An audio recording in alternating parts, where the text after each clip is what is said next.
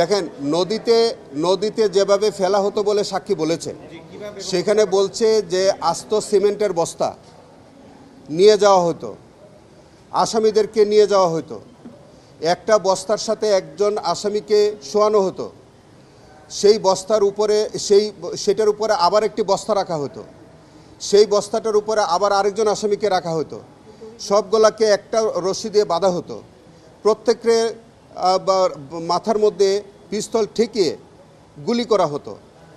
একটি বর্ণনায় এসছে যে উনি যখন একজন আসামিকে গুলি করেন মাথায় ঠেকিয়ে, এই ভিকটিমের মাথায় অনেক চুল ছিল এবং সেটা যেহেতু কন্ট্যাক্ট শট ছিল, মানে মাথা পিস্তল ঠেকিয়ে যেহেতু গুলি করেছে, আপনারা জানেন যে কন্ট্যাক্ট শট হইলে সেই জায়গাটা ঝলসে যায়, সেই জায়গাটা পুড়ে যায়।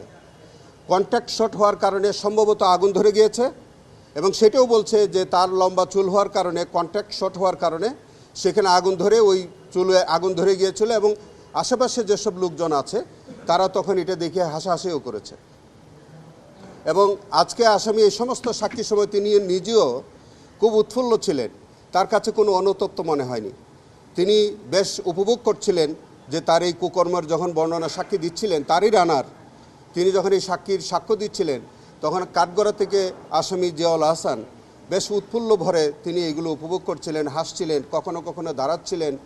এই যে মানে তার যে উদ্ধত্তপূর্ণ যে আচরণ, তাতে মনে হয় যে তিনি কত নৃশংসভাবে এই মানুষগুলোকে তিনি খুন করতেন। এবং সাক্ষী এইটাও বলেছে যে বিভিন্ন ডাকাতির অপারেশনের নামে সাজানো নাটক দিয়ে মানুষগুলোকে তিনি খুন করেছেন।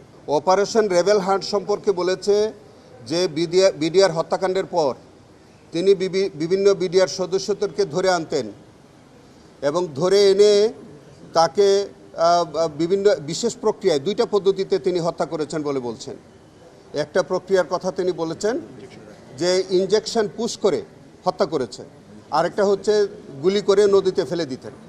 এই দুই প্রক্রিয়ায় প্রায় 10 থেকে 12 জন বিডিআর সদস্যকে ধরে ধরে এনে তিনি হত্যা করেছেন, এই কথা বলেছেন।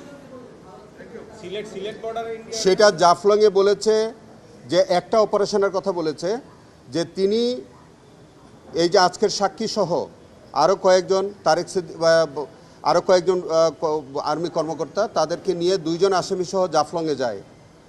জাফলংয়ে যাওয়ার পরে ভারত থেকে সিভিল পোশাকে আরও 2 জন আসামিকে নিয়ে তারা আসে।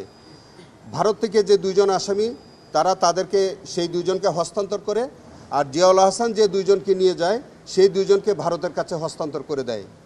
এবং হস্তান্তরকৃত যে ভারত থেকে যে 2 জন আসামিকে আনা হয়, তাদেরকেও রাস্তায় গুলি করে হত্যা করা হয়। না, তাদের ভিকটিমদের অনেকেরই পরিচয় আমরা এখনও জানতে পারিনি। এইটা জয়েন্ট অপারেশন না, এইটা হতে পারে যে ভারতের যারাই আছে, পারপেট্রেটর যারা আছে, জিয়াউল আহসানের অনুসারী কোনো ব্যক্তিবর্গ ওখানে থাকতে পারে, সেটি কোনো দলের লোক হতে পারে অথবা কোনো বাহিনীর মানুষ হতে পারে, অথবা তিনি যে মিশনটা সাকসেসফুল করতেন তার হয়তো যে নেটওয়ার্কটা, সেই নেটওয়ার্কটা হয়তো ভারত পর্যন্ত থাকতে পারে। এবং সেই কারণে ভারত থেকে যে সিভিল পোশাকে যে 2 জন ব্যক্তিকে নিয়ে আসলো, তারা কি ভারতের নাগরিক অথবা বাংলাদেশের নাগরিক সেটা কিন্তু আইডেন্টিফিকেশন সম্ভব হয়নি। তবে এইটুকুন সম্ভব যে আমাদের দেশ থেকে 2 জন বাংলাদেশি ভিকটিমকে তারা ভারতের কাছে হস্তান্তর করেছে এবং বোঝা গেল যে তার বাংলাদেশ এবং ভারত জুড়ে তার এই কিলিং মিশনটার নেটওয়ার্কটা ছিল বাংলাদেশ এবং ভারত জুড়ে, এবং তিনি সেই প্রক্রিয়ায়, নানান প্রক্রিয়ায় তিনি হত্যাকাণ্ডটা সংগঠিত করতেন। এই সাক্ষী আরও যেটা বলেছে যে তিনি অনেকগুলো ঘটনার সাক্ষী। সেই একটা ঘটনার কথা তিনি বলেছেন যে একজন আসামিকে একবার এই জিয়াউল আহসান মাইক্রোবাস করে নিয়ে গিয়ে রেল লাইনের উপরে শোয়াই দেয়।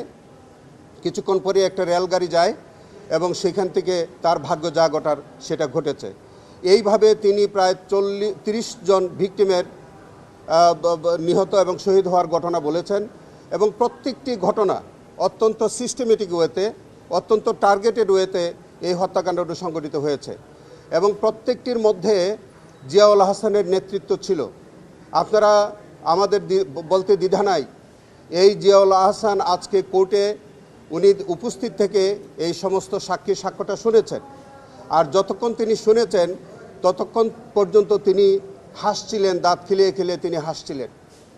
অত্যন্ত দুঃখজনক, তিনি যে কতটা কুখ্যাত এবং তিনি যে কিভাবে মানুষ খুন করতে পারেন তার আজকে বডি ল্যাঙ্গুয়েজ থেকে সেটার প্রমাণিত হয়েছে। এবং আপনারা আজকে 3টার সময় আবার অবশিষ্ট সাক্ষী হবে।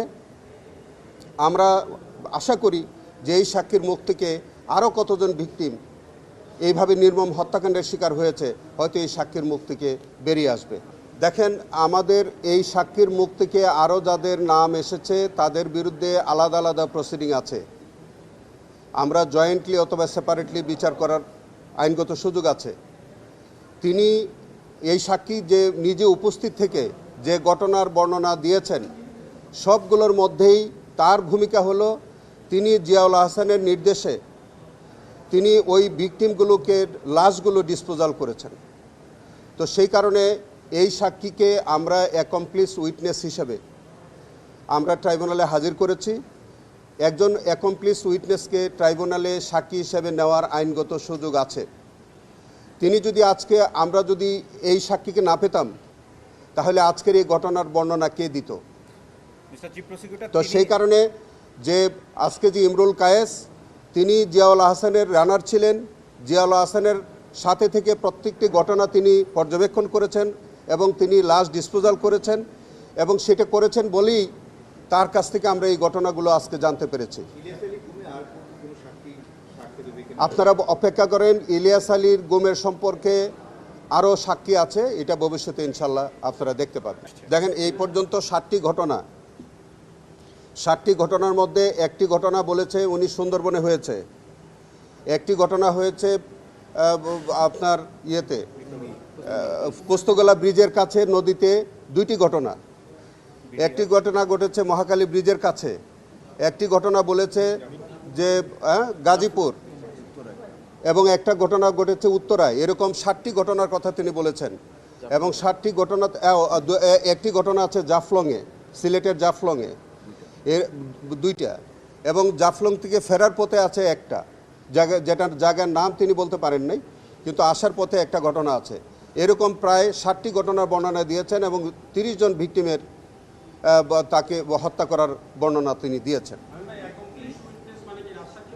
নো অ্যাকমপ্লিস উইটনেস তিনি আমরা এই যে দুষ্কর্ম যেটা হয়, যে অপরাধটা হয়, সেই অপরাধের তিনি কিছুটা অংশগ্রহণকারী, এক অর্থে কিছুটা অংশগ্রহণকারী। যেমন ধরেন, এই সাক্ষী তিনি লাশ ফেলছেন, তার ঊর্ধ্বতন কর্মকর্তার নির্দেশে ফেললেও তিনি কিন্তু ওখানে অংশগ্রহণ করেছেন। কিন্তু আমরা তাকে সাক্ষী হিসেবে উপস্থাপন করেছি এই কারণে যে এই ঘটনাগুলো বর্ণনা করার জন্য আর কোনো প্রত্যক্ষদর্শী সাক্ষী আমাদের সামনে নাই। তো যখন কোনো প্রত্যক্ষদর্শী সাক্ষী থাকে না, তখন যাদের লঘু অপরাধ হয় কিন্তু তার পার্টিসিপেশন আছে, সেই লঘু আসামিটাকে আমরা তাকে আসামি না করে আমরা তাকে সাক্ষী করি এই অর্থে যাতে এই ঘটনার পুরো বর্ণনাটা পাওয়া যায়, যাতে এই মামলাটি প্রমাণের সহায়ক হয়।